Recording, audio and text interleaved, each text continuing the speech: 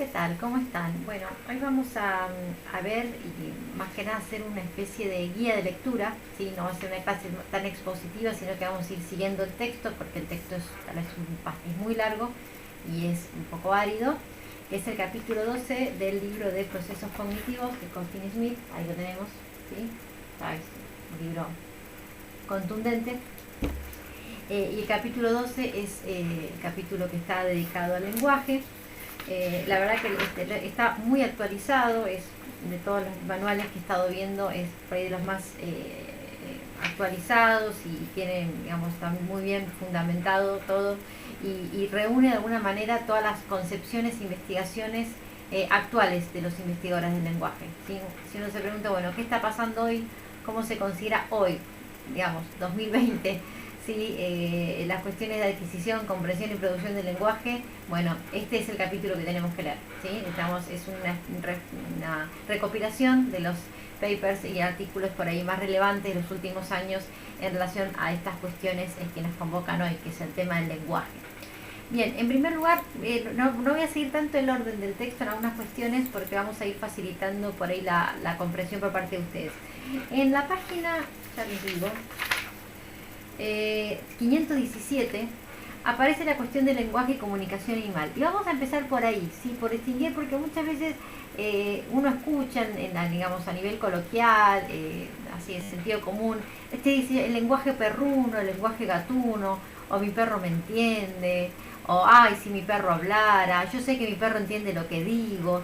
Y la verdad que no, los animales no tienen lenguaje. ¿Sí? Hay animales entrenados en laboratorios, generalmente son simios antropoides, que han logrado aprender gran cantidad de símbolos, miles en algunos casos. Hay investigaciones muy interesantes al respecto, no están en este capítulo, no los vamos a ver ahora. Pero es cierto que hay cuestiones, por más que manejen símbolos de tipo lenguaje de señas, o generalmente son teclados, ¿sí? Que manejan con símbolos que significan cosas. Hay algunas cuestiones que aún estos simios antropoides ultra entrenados desde muy chiquititos no pueden hacer. O sea, no pueden, por ejemplo, transmitir a sus crías lo que ellos saben, cosa que nosotros los humanos sí hacemos, ¿sí? Otra cosa que no pueden hacer es crear frases nuevas o frases ingeniosas, o a partir de los símbolos que tienen combinarlos para crear frases diferentes a las que les fueron enseñadas, que no son frases, en realidad son símbolos realmente para pedir cosas. Y otra cosa que pasa con estos animales, generalmente son simios antropoides, estamos hablando de orangutanes. Otra cosa que no pueden hacer es tener, digamos, algún tipo de comunicación declarativa. Si nosotros los humanos tenemos comunicaciones imperativas y declarativas. La imperativa es, me decís la hora, me alcanzás el vaso de agua, podés cerrar la puerta, si son necesidades, ¿sí? O órdenes, cosas realmente que requiero, ¿sí? Me servís agua, me traes una frazada. Y declarativos es algo muy característico de la comunicación humana, y es un tipo de comunicación que no tiene ningún fin práctico. O sea, cuando yo me subo a un ascensor y uno, bueno, ahora estamos con los ascensores, usamos poco, ¿sí? Tratamos de evitar el tema del amontonamiento. Pero cuando uno se sube a un ascensor y uno dice, che, está fresco afuera, no llueve, y sí, obvio, todos los que están en el ascensor saben que llueve y están entrar mojados al ascensor. Ese comentario no sirve para nada, es como para romper el hielo, para romper el silencio, pero nada sirve que uno diga, uy, cómo llueve, hace calor, no tiene mucho sentido. O sea, el sentido no tiene una practicidad. Bueno, los humanos somos expertos y estamos encantados con la comunicación declarativa, y de manera permanente estamos haciendo, digamos, nos comunicamos de esta manera, ¿sí? Emitiendo comunicaciones que no tienen ningún fin de intervención. Simplemente comentamos algo. Che, qué lindo día. ¿De qué sirve? No cambian nada las cosas. Sí, sin embargo, sirve si uno dice cerrar la puerta o alcanzarme determinado alimento. Eso hay una practicidad. Bien, entonces, quiero decir, lo que quiero aclarar con esto antes de ver acá el texto es que aún aquellos animales de laboratorio que son generalmente simios antropoides, ¿sí? No es un mono cualquiera, no es un mono tití, ¿sí? Que es, digamos, aquellos que a nivel de genoma tienen un altísimo porcentaje en común del genoma con nosotros, y que son muy similares, ¿sí? Genéticamente, aún esos simios cuando aprenden símbolos después de años de entrenamiento, hay ciertas características de la comunicación humana que no adquieren, más allá de la cuestión de que no pueden fonar, etcétera, si tienen un aparato fonológico que no tienen, ¿sí? La cuestión del neocórtex, bueno, hay cuestiones, digamos, muy biológicas y constitutivas que no tienen, pero aún aprendiendo símbolos, hay cuestiones en la comunicación que no alcanzan, ¿sí? Eso estamos hablando de animales de laboratorio y ultra entrenados, ¿sí? Bueno, ahora nos vamos a manejar con los animales, digamos, así como vienen, sin entrenamiento. Entonces, el lenguaje, hay diferencias entre lo que es el lenguaje y la comunicación animal. Y no digamos lenguaje animal, ¿sí? Porque el lenguaje de los animales, no, nadie habla el lenguaje de los animales. El doctor Dolittle es un personaje de ciencia ficción y los animales no tienen lenguaje, ¿sí? Porque un lenguaje implica tener una gramática. Los animales es cierto que tienen patrones de comunicación, patrones comunicacionales. Hay algunos que los tienen muy desarrollados, pero desde ya que no tienen un lenguaje, porque tener lenguaje, más allá de no poder fonar, implica tener una gramática, o sea, reglas de formación y reglas que subyacen a ese lenguaje. No lo vamos a desarrollar porque la clase va a ser larga y no quiero irme en cosas que sé que pueden resolver ustedes solos y solas. Las características, las diferencias entre lo que sería el lenguaje animal y la comunicación, por favor, la comunicación animal y el lenguaje humano, los autores las resumen en estas cuatro. En primer lugar, bueno, está la cuestión de la capacidad generativa, ¿sí? Nosotros podemos inventar palabras, cosa que a un animal, aún entrenado y conociendo símbolos, jamás lo haría. ¿Sí? Cuando yo digo, me ningunearon, es un término que se hizo común ya hace unos años, ya que no existe por la Real Academia Española la palabra ningunear. Pero bueno, si algo que se acabó está acabado y algo que se terminó está terminado, bueno, yo puedo llegar a verbalizar eso que en realidad no es un verbo, y le agrego, digamos, el morfema del infinitivo, y digo, eso es ningunear. O me sentí ninguneado. Bueno, esa capacidad generativa de producir vocablos novedosos y de crear palabras, aunque no estén reconocidas oficialmente, es una capacidad netamente del lenguaje. ¿Sí? La cuestión de la arbitrariedad. Cuando yo digo la palabra gato, no hay nada en la G, ni en la A, ni en la T, ni en la O que me hable de bigotes, de uñas, de pelos, de maullidos. O sea, no hay nada en el sonido ni en las letras de gato que hagan referencia directa al gato. Cuando nosotros encontramos comunicación animal, realmente, por ejemplo, hay algunos monos, no simios, monos que han logrado una comunicación bastante sofisticada. Por ejemplo, tienen gritos diferentes para avisar a su manada de distintos tipos de depredadores, pero siempre es un grito. Y el grito siempre implica peligro. Ahora, el tema es que el grito es diferente cuando es un tipo de depredador que cuando es otro. Pero el grito siempre tiene que ver con el peligro. Hay una relación directa entre el sonido y el mensaje. En cambio, no hay ninguna relación directa entre la G de gato y la A, la T y la O. En el caso de fuera inglés, la C y la A y la T. Y los bigotes, el maullido o los ojos del gato, ¿sí? o la textura que tiene un gato al tocar. Bien, entonces algunas de estas cuestiones, son cuatro las que indican el texto. Las diferencias, no nos vamos a ahondar en esto, pero sí es importante que yo les pregunto en un examen, bueno, ¿pueden indicar qué diferencias hay entre el lenguaje y comunicación animal? Puedan enumerarlas y describir cada una, ¿sí? Bueno, eso yo lo expliqué a grandes rasgos como para que estemos ahí anoticiados del tema. Ahora sí vamos a ir siguiendo el orden del texto según las páginas, ¿sí? Bien, en primer lugar, cuando hablamos de lenguaje tenemos que admitir la cuestión de los que tenemos que el lenguaje no es un proceso cognitivo homogéneo, sino que está formado por distintos niveles. Dentro del lenguaje hay distintos niveles, dentro del proceso lenguaje, del proceso cognitivo del lenguaje, hay distintos niveles de procesamiento.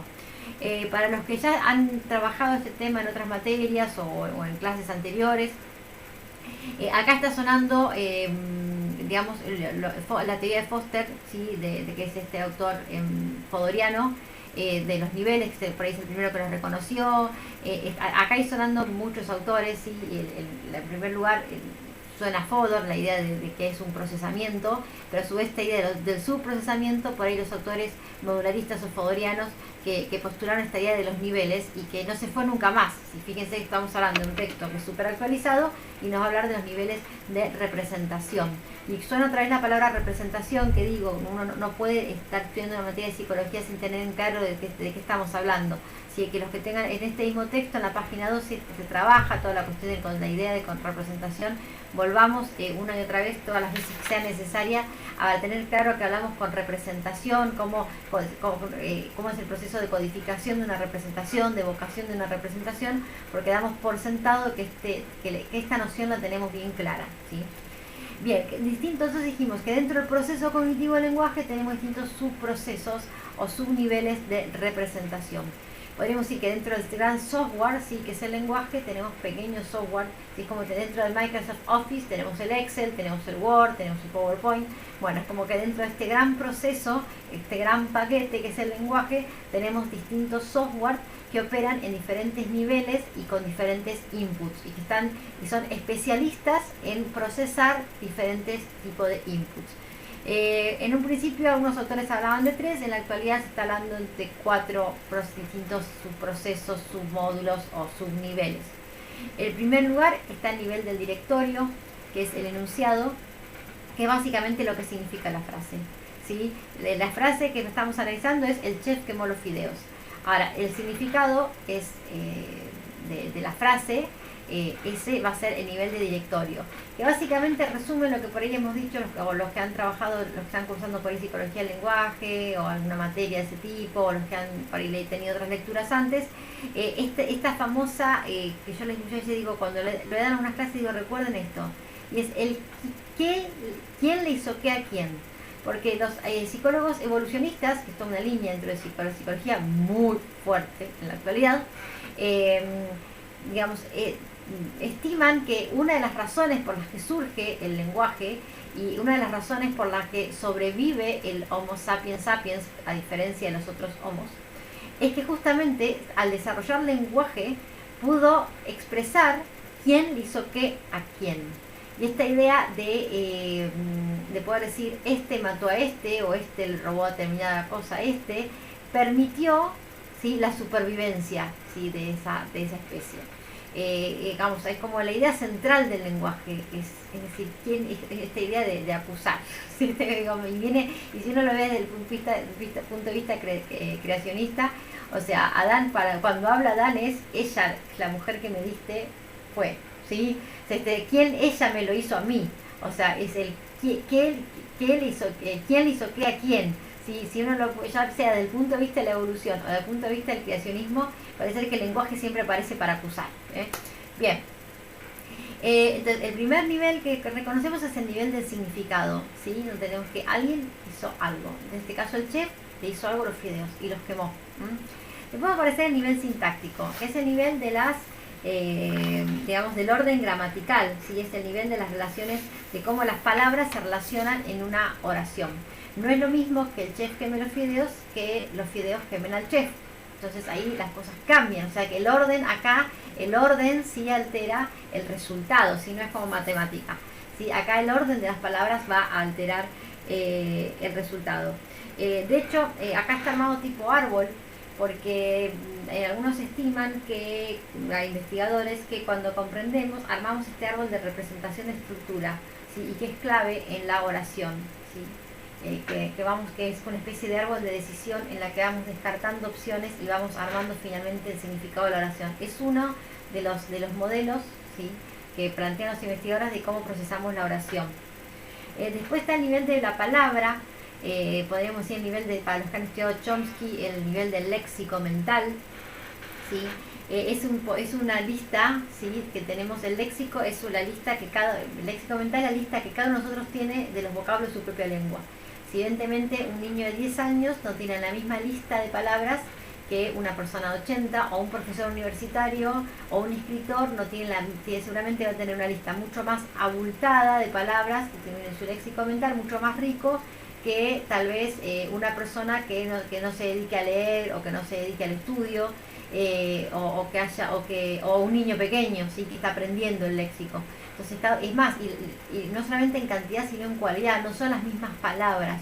Digo, una señora de 80 años no va a tener el mismo vocabulario en su léxico mental, no va a decir ATR, ¿sí? Que un adolescente de 14, ¿sí? Entonces, el léxico mental entonces es el número de palabras y el estado de palabras que cada uno de nosotros tiene de su propia lengua. Entonces, es un conjunto de representaciones, ¿sí? Y este es otro nivel de análisis, ¿sí? Entonces vamos a tener este nivel del significado, el nivel sintáctico, después tenemos otro nivel diferente, ¿sí? Es el nivel de la palabra. No me detengo mucho en esto porque hasta ahora creo que esto es bastante intuitivo, ¿sí? De todas maneras está muy bien explicado en el texto para que puedan poder describir, si uno les tiene un examen, bueno, describir los niveles de representación del lenguaje, que ustedes puedan decir algo de cada uno. Sí me voy a detener en el último, porque tal vez los que no tengan una formación lingüística o en secundario o materias anteriores tengan dificultades en esto. Así que nos vamos a detener un poquito. El último nivel es de los morfemas y de los fonemas. Algunos lo ponen por separado, otros lo ponen juntos. Bien, ¿qué es un morfema? Un morfema es la unidad básica de significado mínima de significado de una lengua, ¿sí? Entonces, la palabra quemó, estoy buscando mis apuntes. La palabra quemó ahí tiene un morfema, ¿sí? De contenido, que es quem, que es el que ese no varía nunca. Acá lo pongo. Un morfema que podríamos decir un morfema de tipo léxico, porque que es quem, y después tiene acá un morfema gramatical, que acá me está indicando tiempo, ¿sí? Tiempo verbal, ¿sí? Esto es pretérito. O sea, si yo digo, si en vez de quemó, yo hubiera puesto quem hará, entonces me está indicando futuro. Y si yo en vez de quem o quem hará pongo quem haría, entonces es un condicional. ¿Mm? Entonces, acá tenemos lo que sería un morfema, acá lo marco, eso es un morfema léxico, ¿sí? que nunca va a variar, ¿sí? a partir de cualquier derivación que hagamos, y después tenemos en este caso un morfema de tiempo, que en este caso indica pasado. Acá, fideos, este es el morfema léxico, que no va a variar, ¿sí? Empresa fideera, fideos, siempre que digamos alguna palabra derivada de el morfema léxico va a permanecer. Pero se le agregó otro morfema que es de número y es el morfema de plural. Cuando agregamos S a las palabras me indica, a los sustantivos en uno me indica plural. Entonces en este caso tenemos un morfema léxico y un morfema gramatical que me está indicando número. Acá el morfema gramatical me indicaba tiempo. Ahora un chef que quema los fideos, una receta bastante simple, evidentemente es un chef incapaz, ¿sí? Entonces acá lo que le agregamos, en este caso, es un morfema de negación. Cuando yo digo algo que está incompleto, que no está completo, incapaz, que no está capacitado, inmaduro, que no está maduro. O sea que es un prefijo, es un prefijo, que en realidad que es un morfema, también es un morfema gramatical. Porque me está un morfema derivativo, ¿sí? Porque me indica que la palabra, al agregar ese morfema, la palabra deriva, ¿sí? Y puede significar otra cosa. Si yo les lo saco, acá dice capaz. Ahora, si yo le agrego el in, significa exactamente lo opuesto. Entonces, acá tenemos un morfema tipo derivativo, que es un prefijo, ¿sí? El prefijo in. Ahora, la palabra inca puede ser que además de un chef que haya quemado los fideos, tengamos varios chefs que quemen los fideos, entonces ya son todos un grupo de incapaces en la cocina. Y entonces, fíjense que el morfema léxico permanece igual. Acá ya saben que cuando se hace plural, cuando una palabra termina en Z se transforma en C, eso es una regla ortográfica. Entonces, no quería hacer eso. Ahí está.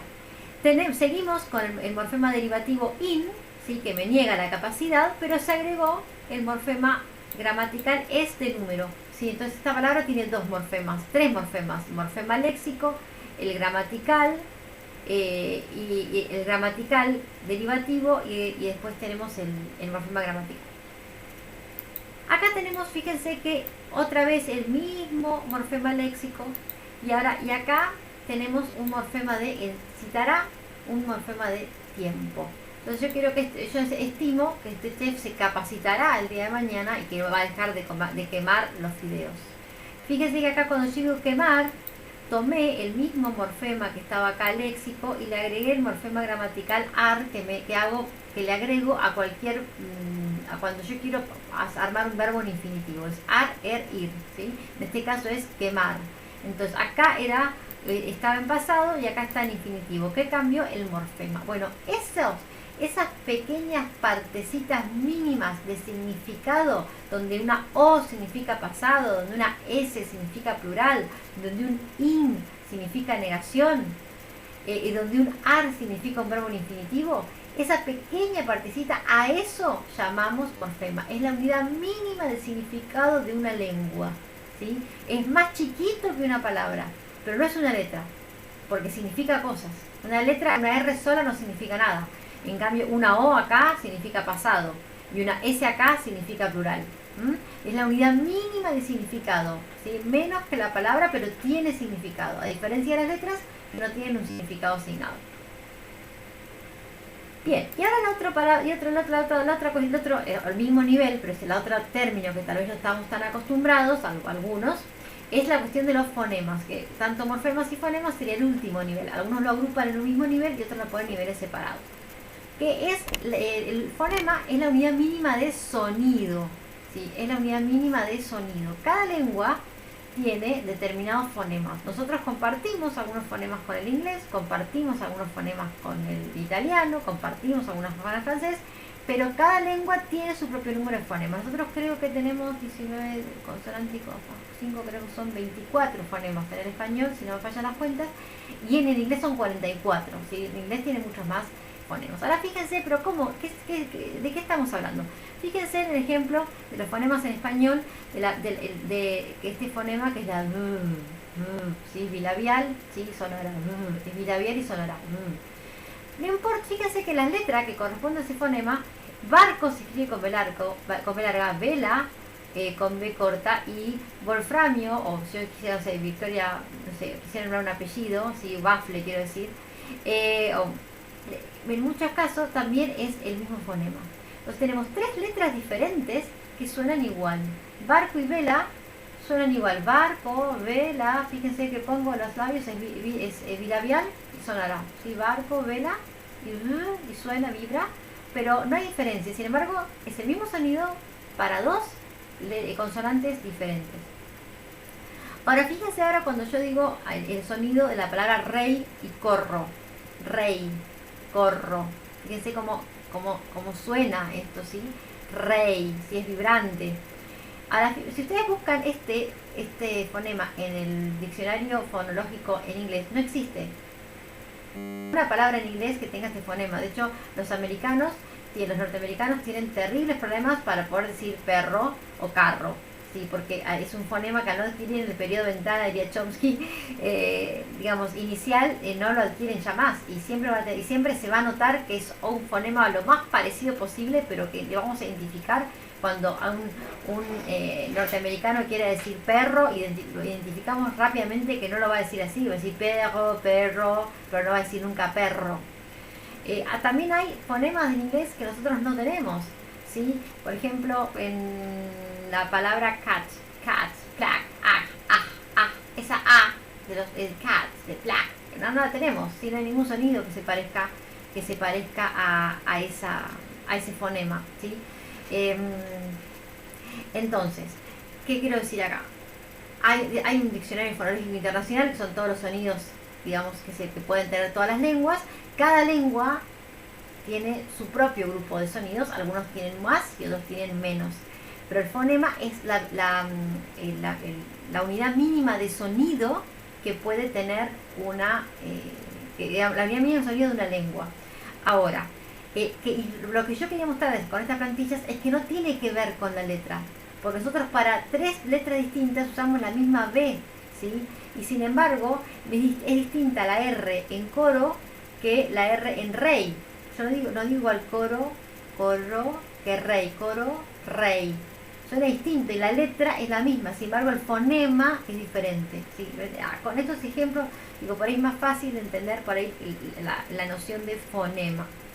Entonces, hay un nivel de procesamiento, hay un submódulo, digamos, podría decir Foster, o hay un nivel de procesamiento, hay un nivel de representación que está ocupado de procesar los sonidos, como hay otro que está ocupado de procesar los fonemas, como hay otro que está ocupado en procesar las palabras, como hay otro que está ocupado en procesar las oraciones, como hay otro que está ocupado en procesar los significados.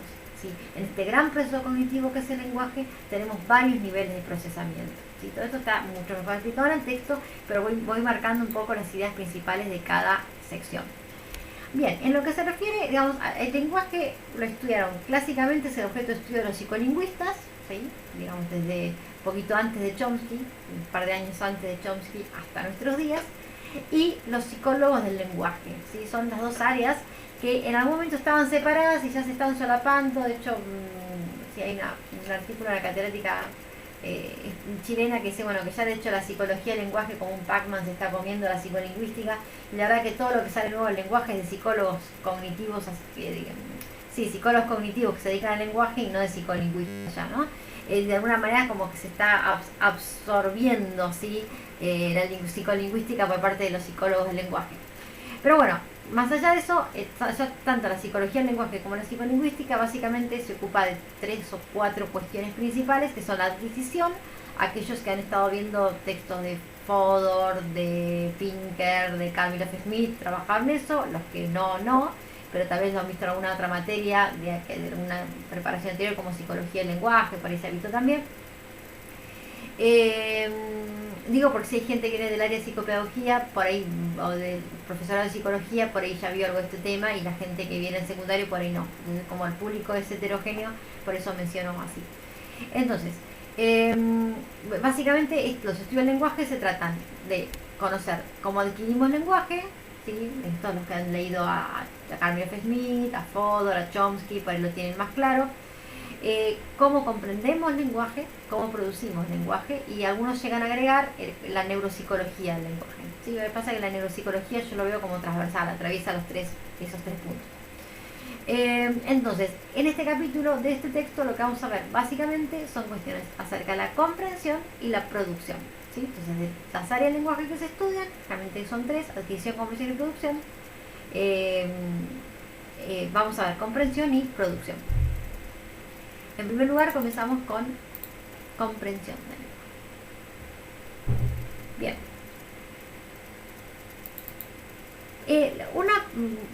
Como una especie de propedéutica o de inicio al estudio de la comprensión del lenguaje es tratar de entender cómo están representadas. Por eso insisto con la importancia de comprender la idea de representación, que es una idea abstracta, pero es fundamental. No podemos repetirla y reproducirla si no entendemos de qué se trata. Cómo están representadas las palabras en nuestra mente, o sea, cómo están codificadas, cómo están almacenadas. Por ejemplo, cuando yo digo la palabra gato, ¿sí? Por eso ahí está en azul, la palabra gato. Ustedes la están escuchando, gato, y la están leyendo, gato. O sea que está entrando por 2 vías diferentes. Está entrando visualmente, ¿sí? Y está entrando auditivamente. Estas 2 vías se conjugan de alguna manera porque ustedes la ven como una sola palabra. Sin embargo, la información va por 2 rutas diferentes. Una va por el sistema auditivo, la otra va por el nervio óptico. Pero a su vez, en algún momento esa información se integra y ustedes visualizan, representan el significado de la palabra y le asignan un significado a esa palabra que entró ya sea por vía visual o por vía auditiva. Entonces la pregunta es, bueno, ¿cómo es que está representada? ¿Esta palabra está en sonido en nuestra mente? ¿Esta palabra está dibujada o está como una grafía, está en letras? ¿Esta palabra está representada según su significado? Bueno, hay algunos en los que los especialistas del lenguaje están bastante de acuerdo últimamente, y es, digamos, digo últimamente en los últimos estudios, y es en esto de pensar que las palabras tienen 3 niveles de representación, ¿sí? Está, por un lado, hay una representación fonológica, que es la representación del sonido.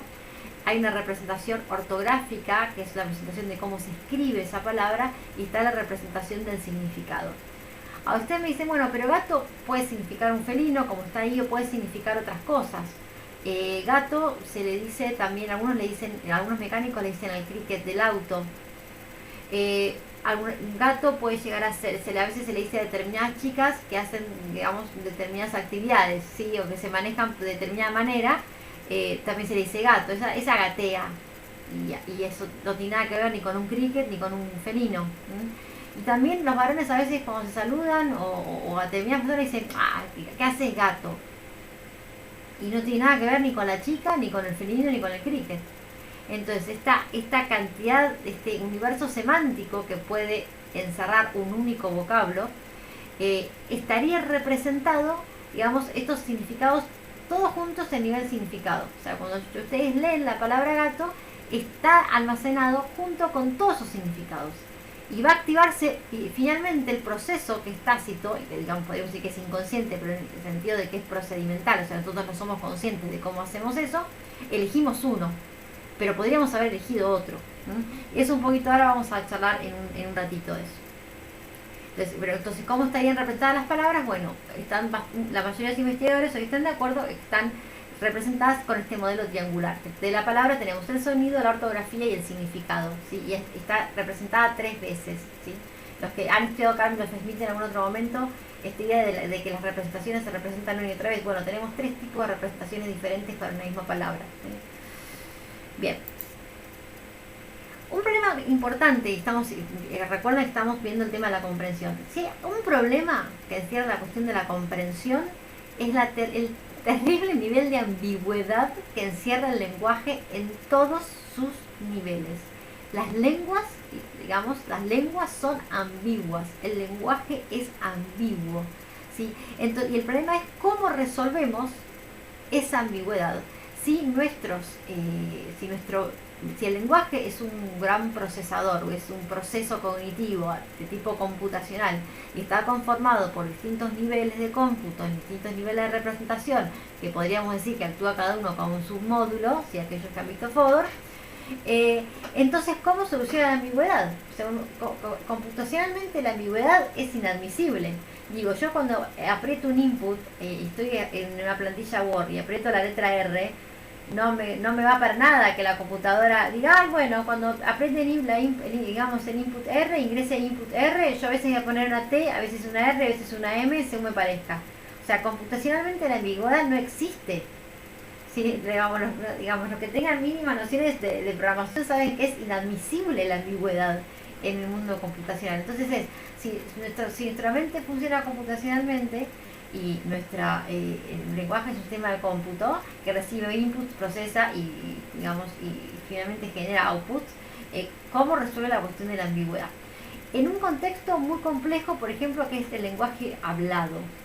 Porque en el lenguaje escrito, yo acá les voy a mostrar, fíjense que entre palabra y palabra, hay espacios en blanco.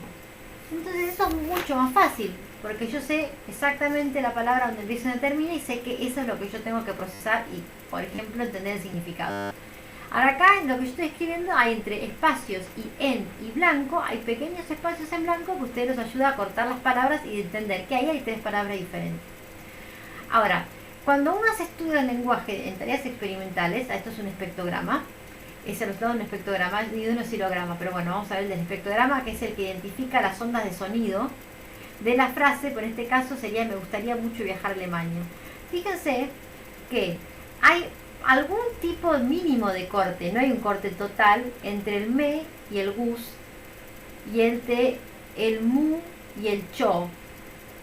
Pero una vez que empezamos con el yo viajar a Alemania, no hay corte, no hay espacio en blanco, no hay silencio en ningún momento.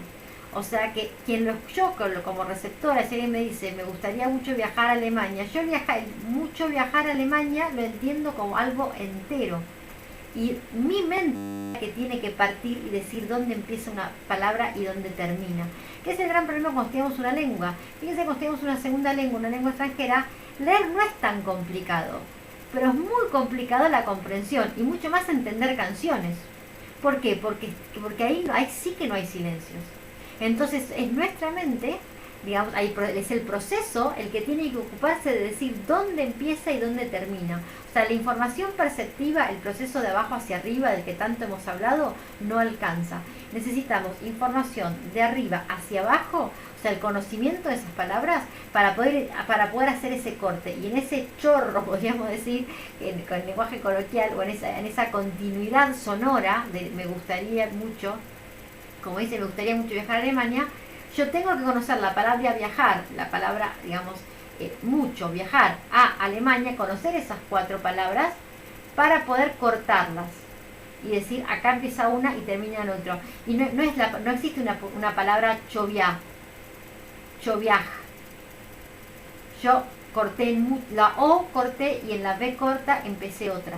Y eso evidentemente sucede porque yo tengo ya en mi mente almacenadas esas entradas léxicas y por eso puedo hacer el corte. Entonces ahí no alcanza con el proceso perceptivo de abajo hacia arriba, sino que habría una integración, y eso lo vamos a ver ahora, de procesos de arriba hacia abajo.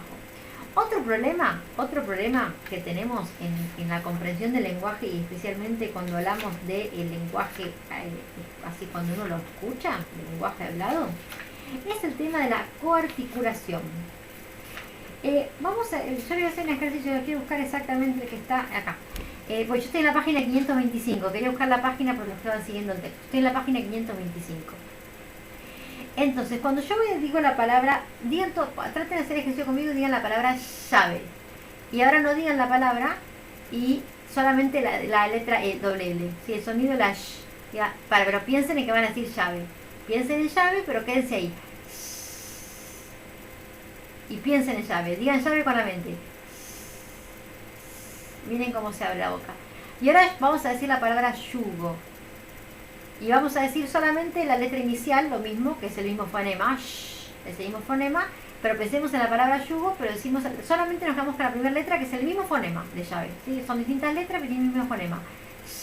Llave es, y ahora yugo. Los fonemas están coarticulados. Fíjense que es distinto cuando yo voy a decir llave como acomodo y cuando decir yugo como acomodo.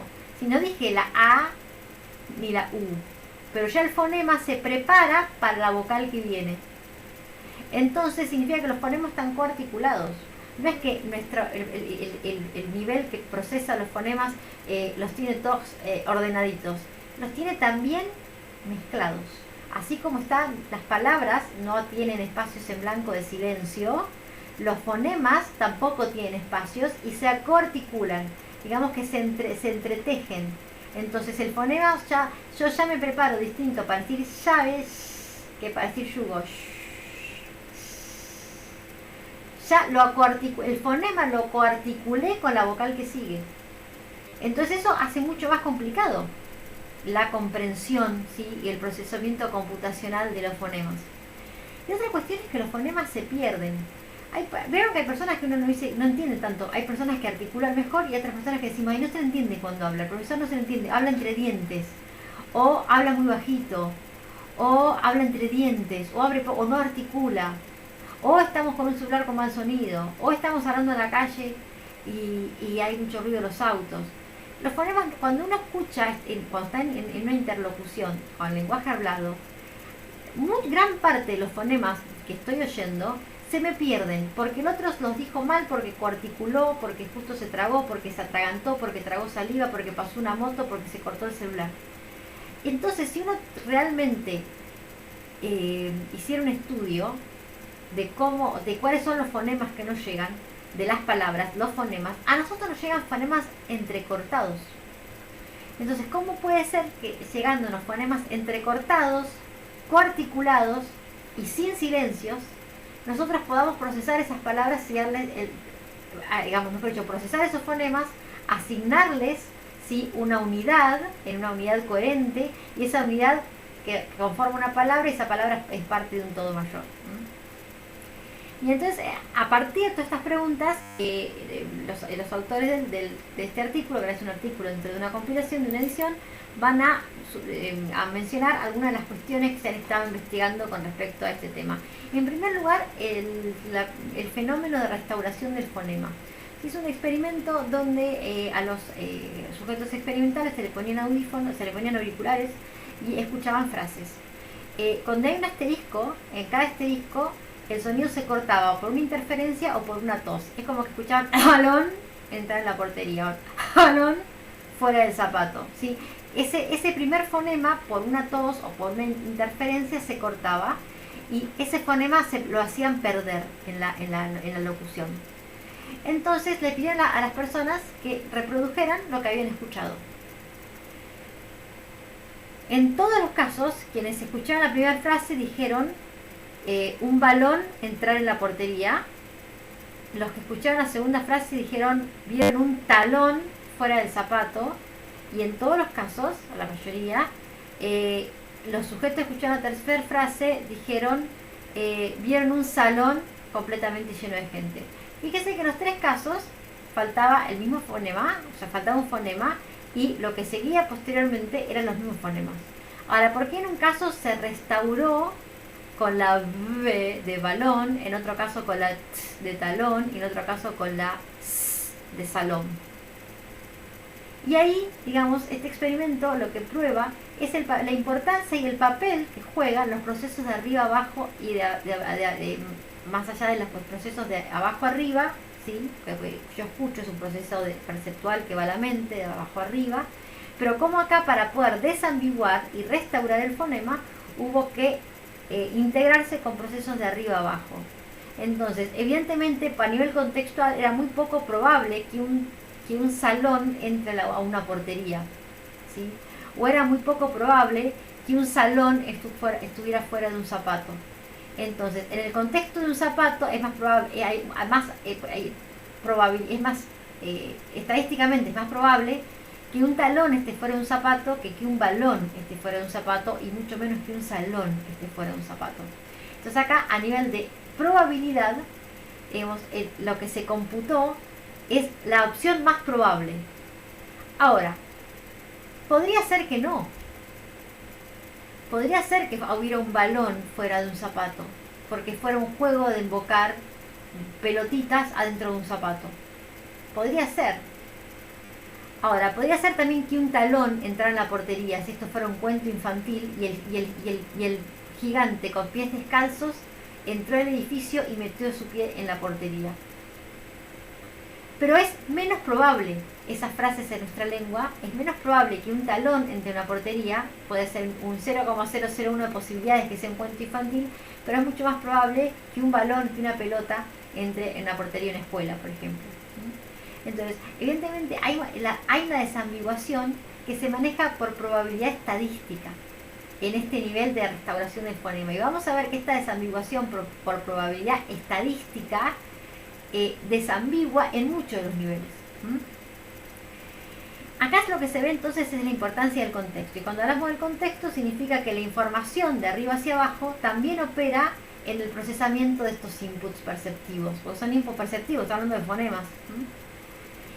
Ahora, una cuestión que hablan los investigadores es que este contexto no solamente es el contexto auditivo. Bueno, si yo estoy hablando con mi amiga de una fiesta y no escuché el fonema antes de alón, evidentemente me va a hablar del salón de la fiesta, porque ese es el contexto. Entonces, esa es una información de arriba hacia abajo, ¿sí? Ahora, tenemos que la información no solamente de arriba hacia abajo, en el sentido de la información con la que yo cuento, sino que también hay una información contextual que puede ser visual, ¿sí? Y los investigadores han descubierto que no gran parte, pero sí una parte de nuestro procesamiento de fonemas la resolvemos, la restauración de fonemas, al leer los labios. Por eso ahora con barbijos nos es más difícil entender a la gente, no solamente porque no la escuchamos tan bien, es porque nos quitó la lectura de los labios. De hecho, esto trae muchos problemas a las personas que no solamente, aunque no sean hipoacúsicas, tienen problemas auditivos, ¿sí? Porque parte de la desambiguación, cuando se nos pierde el fonema, lo resolvemos con la lectura de labios. O sea que hay información no solamente perceptiva auditiva, sino que también hay información visual, cuando estamos hablando de habla, que nos ayuda a restaurar fonemas y a desambiguar cuestiones de sonido. Ahora, ¿cómo se integran? Estamos en la página 529, todos estos niveles. Entonces tenemos información auditiva, información visual, información de abajo hacia arriba, perceptiva, información de arriba hacia abajo, que es la información del contexto en el que estamos. Y hablamos y mencionamos recién la cuestión de la desambiguación por probabilidad estadística. Sí, bueno, es mucho más probable que en nuestra lengua un salón esté lleno de gente que un talón esté lleno de gente, ¿sí? Y que volvamos al cuento infantil, donde los pobladores de la comunidad, sí, oprimida por el gigante, se subieron todos a su talón. Podría ser así, pero es mucho más improbable que en nuestra lengua que la frase que un salón esté lleno de gente. Entonces esta cuestión de que nosotros nos ambiguamos por probabilidad estadística, entonces está muy fuerte en gran parte de los niveles de procesamiento. Y esto es interesantísimo. Algunos dicen que, por ejemplo, cuando estamos en la página 529 para que estén haciendo la lectura, que cuando nosotros escuchamos palabras, estamos haciendo un proceso tácito, sí, inconsciente, pero digo, no el inconsciente freudiano, sino el inconsciente de que no pasa por la conciencia, que es más bien procedimental, podemos decir, de limitación del conjunto de palabras posibles, llamado corte. Entonces yo, por ejemplo, me llevo una clase así, un Zoom, hagamos cuenta, soy un estudiante secundario, y amanezco así, 7:30 de la mañana, estoy medio dormido, aparezco en un Zoom a las 8, en la clase de geografía. Y el profesor dice, en la clase de hoy, entonces ya hay una cuestión de abajo hacia arriba. De arriba hacia abajo, perdón. O sea, ya hay una cuestión de contexto. Yo ya sé que es la clase, el Zoom de geografía, y sé que el profesor está dando geografía y que estamos viendo países. Entonces, toda esa información ya la tengo. O sea que por más que el profesor empieza, el tema de es A, que empieza con A. Yo entiendo, ya doy por sentado que no va a hablar de amor, que no va a hablar de amigos, que no va a hablar de amígdalas y que no va a hablar de albóndigas. Yo doy por sentado que va a hablar, digamos, enseguida reduzco y elimino esas posibilidades, las albóndigas, el amor y los amigos, y solamente dejo como probables aquellas palabras con A que sean estadísticamente más probables que hable y que sean tema de una clase de geografía. Además, si yo sé que estoy viendo países, evidentemente no voy a ver sobre agricultura precolombina, sino que esa A va a ser el nombre de algún país. Entonces ya elimino esas otras palabras con A que pueden ser parte de una clase de geografía y dejo solamente las palabras posibles referidas a los nombres posibles referidos a sustantivos a países. Ahora el profesor dice lentamente, el tema de hoy es A, y es como si mi mente rápidamente me tira la lista de todos los países posibles que empiecen con A. Afganistán, Albania, Alemania, Andorra, Angola, Antigua, Arabia, Argelia, Argentina, Armenia. Y el profesor sigue. Fíjense que estos son fracción de segundo, centésima de segundo o menos. El tema debe ser... Ahí ya descarté CESAC y descarté todas las que no siguen con R. Y me queda Arabia Saudita, Argelia, Argentina y Armenia. Ya descarté. Y el profe sigue. El tema debe ser... En ese instante ya eliminé las que... Arabia Saudita, China y Armenia también, ya la eliminé. Porque ya... no me sirven. Estadísticamente es improbable y sería imposible que si dice Arg me hablara de Armenia. Listo. Me quedan dos. Es Arge. Ahí todavía no me sirve. Entonces sigo con los dos candidatos, Argentina y Argelia. Y me dice Argen. Y ahí ya está, descarté Argelia. Y me quedo en Argentina. Y me quedo esperando Argentina. Ahora puede ser que esté en lo cierto. O el profesor diga, el tema de eso es argentinos y latinoamericanos, una relación diferente, por ejemplo. Entonces, argentinos en Latinoamérica, y ya no era Argentina, y estadísticamente me parecía que no era tan probable que la de los argentinos, porque yo estaba esperando cada país, pero el profesor se le ocurrió la otra cosa. Pero lo que quiero mostrar con esto es el procedimiento de ir descartando las posibilidades estadísticamente menos probables e ir quedándome como las más probables.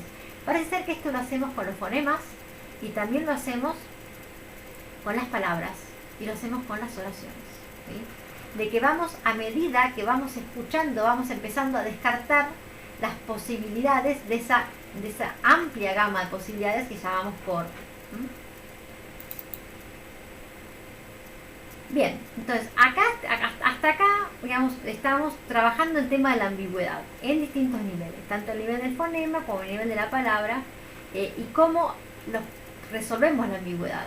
Y a nivel computacional, evidentemente, para que podamos procesar esos inputs que son ambiguos, la información de abajo hacia arriba no es suficiente, sino que hay una integración de los procesos, también de los procesos abajo hacia arriba. ¿Acá qué está sonando? Acá está sonando, para aquellos que han cursado psicología del lenguaje, o aquellos que hayan leído ya Chomsky, o que estén trabajando en los textos de Fodor, acá está sonando un montón de cosas que ustedes seguramente ya conocen. Porque los procesos de arriba hacia abajo, abajo hacia arriba, fue la gran discusión, por ejemplo, los que han leído Fodor, de las teorías interactivas del lenguaje con las teorías más de tipo modularistas. Si decían, no, es de abajo hacia arriba, no, de arriba abajo, abajo arriba, es interactivo. Bueno, acá está sonando esa discusión. Parece ser que son las dos vías, ¿sí? Acá también está sonando Fodor, acá está sonando, sí, están sonando autores que ya estuvimos viendo. Bien, entonces, ¿cómo resolvemos la ambigüedad? Bueno, hoy los autores y los investigadores están pensando en procesos, digamos, en las dos vías. Y recuerden que la ambigüedad, para aquellos que leyeron Pinker, era un problema grande, a tal punto que es por la ambigüedad la razón mayor por la que el lenguaje del pensamiento no puede ser una lengua particular. Aquellos que han leído Pinker, digo, por si hay distintas formaciones y el grupo es heterogéneo, si los que ya han leído Pinker. Bien, entonces, el tema de la ambigüedad, digamos, es un problema lo que es comprensión, sobre todo comprensión cuando uno está escuchando, si no está leyendo, igual cuando está leyendo también se enfrenta a ambigüedades. Y vimos ahí fuertemente, van a ver que a lo largo del capítulo hay investigaciones que estarían, ¿sí?, sosteniendo esta idea de los procesos en dos vías, ¿no?, que resolverían las cuestiones de ambigüedad. Otra cuestión en el tema de comprensión del lenguaje es la representación del significado de las palabras. ¿Cómo tenemos almacenado el significado de las palabras? Y sobre este tema ha traído luz y ha permitido conocer más a que siempre, digamos, las patologías nos han ayudado a conocer los desarrollos estándar.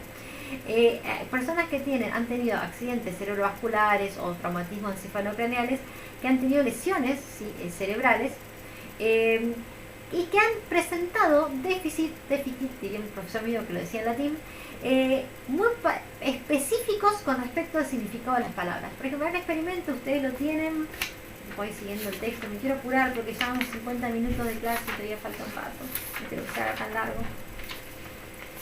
No me acuerdo dónde lo tienen, todavía no. Acá en la página 530 y 531, ¿sí? Presentan alteraciones específicas de categorías. ¿Qué significa? Personas que cuando les muestran la imagen de una banana, cuando les muestran, pueden identificar que eso es una banana y que es una fruta, pero cuando les muestra que si muestran un martillo no pueden identificarlo. O si les muestran un violín no pueden identificarlo, pero sí pueden identificar, no sé, un serrucho.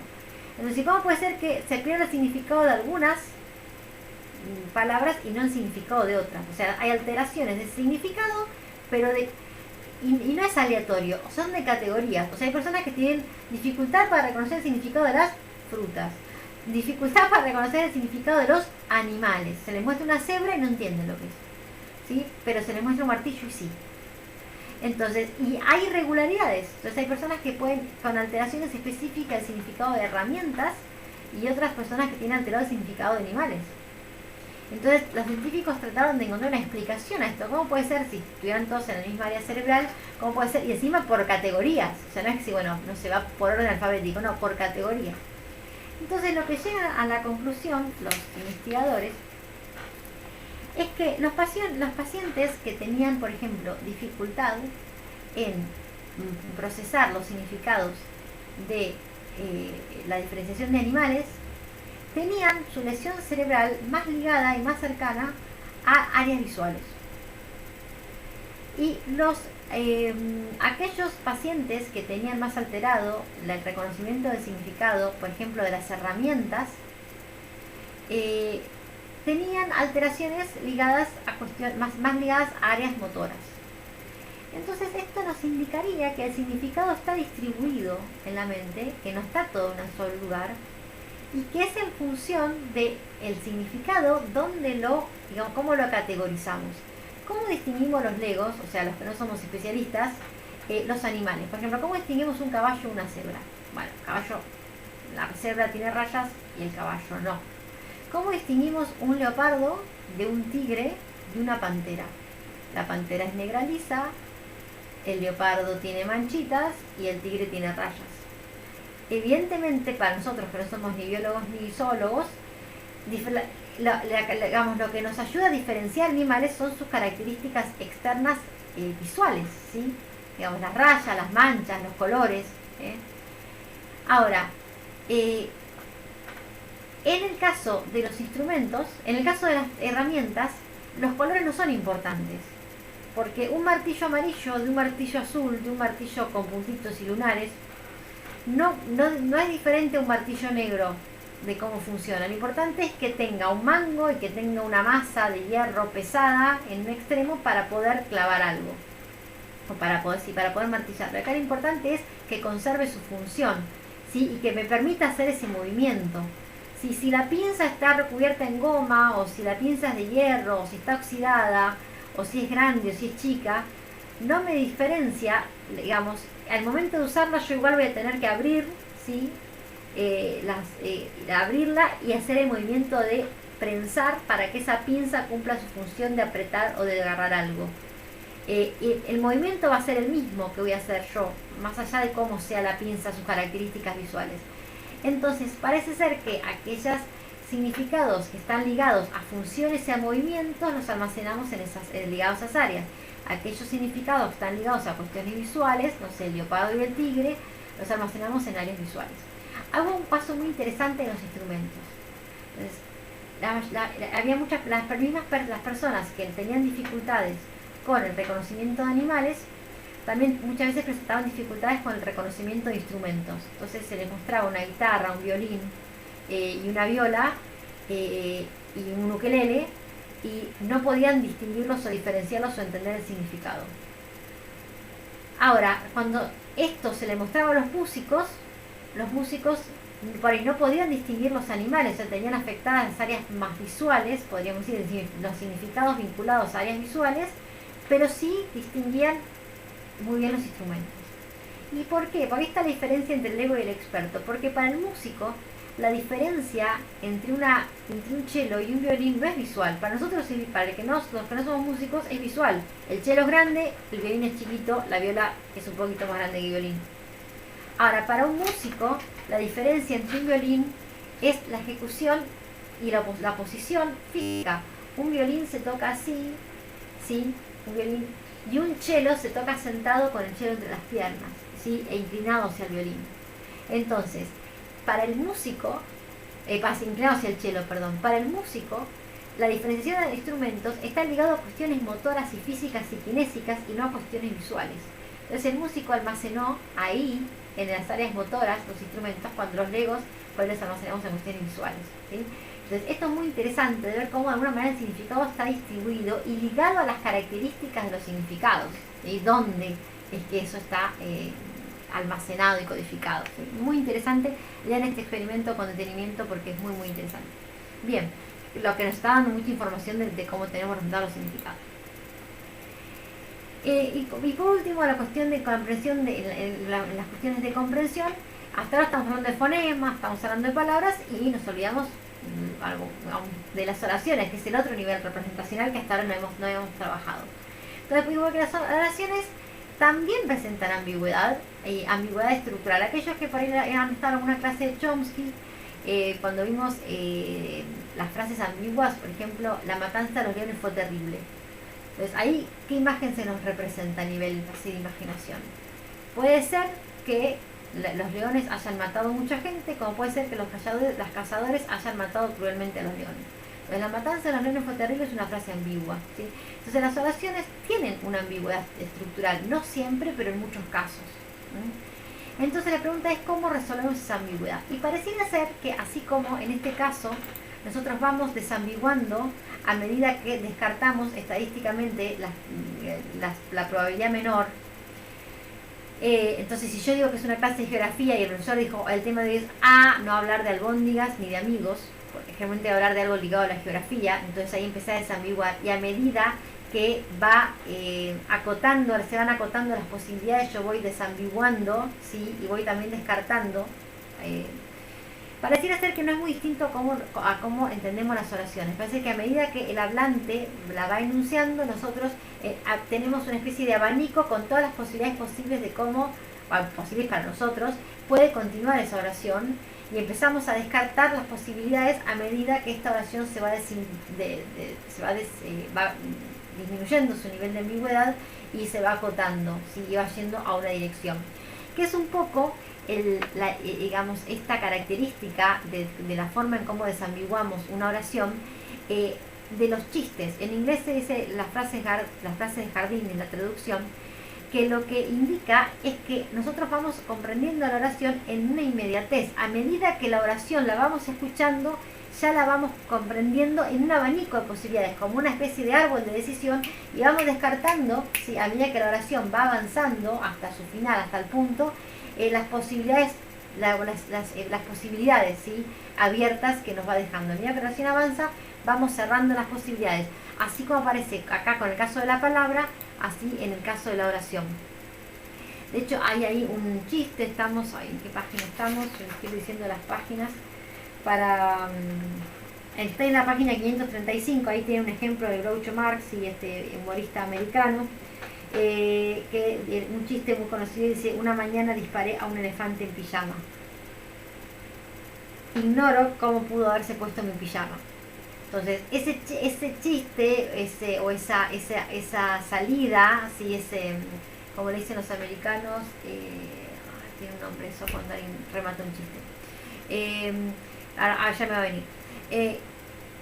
Es gracioso, o puede ser chistoso, puede ser interesante, porque la frase es ambigua. Una mañana disparé a un elefante en pijama. Evidentemente, yo estimo que si era de mañana y alguien dispara, es la persona la que estaba en pijama, y no que era el elefante el que tenía puesto el pijama. Entonces, esa segunda frase me desambigua la anterior, a la que yo ya le había asignado un significado, y ahí está el chiste. Y gran parte de los chistes o de las ironías tienen que ver con esto, ¿sí? Bien, hasta acá estamos en lo que es comprensión. Yo te estoy marcando cuestiones, digamos, como muy puntuales del texto, porque el texto, fíjense que es muy largo y habla de otras cosas un montón, y le estoy por ahí marcando las más importantes. Entonces vimos desambiguación, lo que es fonemas, en la comprensión del habla, desambiguación en lo que es palabra y desambiguación en lo que es oraciones, ¿sí? Y en lo que es significados. Entonces fíjense que, digamos, de alguna manera trabajamos y estuvimos explorando en la comprensión del lenguaje el principal problema, que es la cuestión de la ambigüedad, en todos sus niveles. Digo, como para que vayan ordenándose los que están tomando apuntes. Y ahora ya cerrando, porque es una clase eterna, lo tengo que cerrar ya, vamos a ver por último la cuestión de la producción de una manera mucho más abreviada. Hasta ahora dijimos que íbamos a ver dos cosas: comprensión y producción. Producción, estamos en la página 545 y explicité acá una oración del texto. Dice: ¿qué es el estudio de la producción del lenguaje? Es el estudio de los procesos mediante los cuales, lean bien y tranquilos están. Es el estudio de la producción, es el estudio de los procesos mediante los cuales convertimos pensamientos no lingüísticos en lenguaje. ¿Quién está sonando acá? Acá está sonando toda una tradición, y este texto, ahora no me acuerdo del 2013, pero está por ahí, un poquito antes del 2013, está la primera edición, 2008, pero creo que es un poquito más tarde a nivel, sí, 2008. Texto 2008, un texto nuevo, ¿sí? Texto actualizado. ¿Qué está sonando acá? Toda la tradición del lenguaje, que tal vez algunos han visto en psicología del lenguaje, los que son de psicopedagogía, o los que vienen de profesor de psicología, o los que están cursando estas, digamos, materias de procesos psicológicos, han visto en autores, cuestiones que han visto en autores como Chomsky, principal. Bueno, acá creo que todos los que están escuchando la clase vieron Chomsky en algún momento. Acá convertimos pensamientos no lingüísticos en lenguaje. ¿Te acuerdan de la idea de dispositivo de adquisición? Esta idea de dispositivo que convierte el pensamiento en lenguaje. Pero acá también está sonando, ¿quién está sonando? Está Fodor, que es el primero que postula el lenguaje del pensamiento. Pero también está sonando Pinker, ¿sí? Con el mentalés. Sí, pensamientos no lingüísticos. O sea, estamos dando por sentado que hay una forma de pensar y que pensamos no lingüísticamente. La pregunta es cómo. Sí, Pinker postuló mentalés, también lo hizo Fodor. Una gramática una gramática universal, el caso de Chomsky, pero son pensamientos no lingüísticos, en lenguaje. O sea, y esto es, digamos, es un consenso, es un manual, digamos, no es un autor, no es una perspectiva, ¿sí? Es la conclusión a la que estamos llegando hoy, lo que estamos trabajando estos temas a nivel de cómo se produce el lenguaje. se convierte un pensamiento no lingüístico en lenguaje. Acá el tema es cómo saber cómo, pero que eso sucede, está. Y posteriormente desarrollamos un plan de expresión oral. O sea, una vez que lo pudimos pensar lingüísticamente, digamos, lo procesamos de tal manera que podamos armar un plan de articulación para poder fonarlo. Ustedes tienen un gráfico en la página 547, muy sencillo, pero acá están sonando todas las tradiciones que han visto, tanto en esta materia como los que han cursado bien de psicología o los que vienen de psicopedagogía también, que sé que hay alumnos que vienen de otras formaciones. Hay un mensaje, acá le pueden poner mentalés, le pueden poner lenguaje del pensamiento, le pueden poner la base y el pensamiento prelingüístico en Chomsky, ¿sí? Hay una codificación gramatical, pasé esto a palabras y a oraciones, ¿sí? Acá está sonando todo el dispositivo de Chomsky también. Y después hay una codificación fonológica, o sea, lo pasé a fonemas, y después a articulación. O sea, hoy Chomsky no podemos decir que es un autor que esté vigente, porque ya no hay muchos que estén hablando de una gramática universal. Hay cuestiones de Chomsky que quedaron allá lejos de tiempo, más allá después está toda la biolingüística, la cuestión de los parámetros, que por ahí no lo hemos trabajado. Pero ahora, acá no deja de sonar el planteo de Chomsky, o sea, en otros términos, de otra manera, ya nadie le está hablando de dispositivo de adquisición del lenguaje, de estructura superficial y profunda, pero está sonando Chomsky. Y cuando Fodor postura un módulo mental, está sonando Chomsky en Fodor. Y cuando Pinker habla de un mental, está sonando Chomsky. O sea, de alguna forma Chomsky está acá presente, aunque no lo digan, ¿sí? Por eso es importante poder ver las tradiciones. Dice, ¿para qué ver Chomsky que es de años 50, 60, 70? Porque esto es de ahora, ¿sí? Y está sonando, y está ahí en la base. Bien, la tarea que van a tener ustedes para casa, si no se hace más largo el video, es poder, digamos, en las páginas que siguen a partir del 547, 48, 49, 50, y creo que llega hasta las 50 y pico, tiene la explicación de cómo este mensaje se codifica en primer lugar gramaticalmente, después en una codificación fonológica y finalmente una articulación, ¿sí? Es una explicación de este cuadrito. Lo que van a hacer es un lindo resumen, ¿sí?, de cómo sucede este proceso, porque una pregunta de final puede llegar a ser, bueno, ¿cómo es el proceso de producción del lenguaje? Hacen este cuadrito y lo explican. Y es una pregunta de final, muy, muy típica. A grandes rasgos, ustedes tienen muchas páginas donde explica esto de una manera muy detallada. La idea es que puedan, en síntesis, poder explicar pero no que hagan el cuadro, sino que puedan explicarlo, ¿sí? Que puedan presentarlo, de qué estamos hablando, cada vez producción del lenguaje, esto que dijimos recién, de poder convertir pensamientos lingüísticos en lenguaje, de eso se trata la producción. Pero esa producción tiene un proceso, y cómo se desarrolla este proceso está escrito en las páginas que siguen, que es la explicación de este cuadro. La idea es que puedan hacer este cuadro, si fuera escrito, contármelo, si es oral, y explicármelo, ¿sí? Y explicarlo. Cómo es cada una de estas decodificaciones de manera sintética. Así que las páginas que siguen son páginas para resumir y poder ampliar este cuadro, ¿sí? Estamos hasta acá. El texto sigue, es más largo, después viene toda la cuestión de la lectura y del bilingüismo. No lo vamos a trabajar porque ya nos hemos explayado mucho en lo que refiere al lenguaje. Así que vamos a cerrar acá, ¿sí? Esto es lo que vamos a ver de este texto, las cuestiones actuales y contemporáneas acerca de comprensión y producción del lenguaje, ¿sí? 1h08 récord, una clase mía, nunca hago una clase online tan larga, offline. Así es que cerramos acá, espero que les sea leve. Aprovechen estos cuadros para tomar apuntes y hacer resúmenes. Nos vemos en la próxima presentación. Que estén todos y todas muy bien.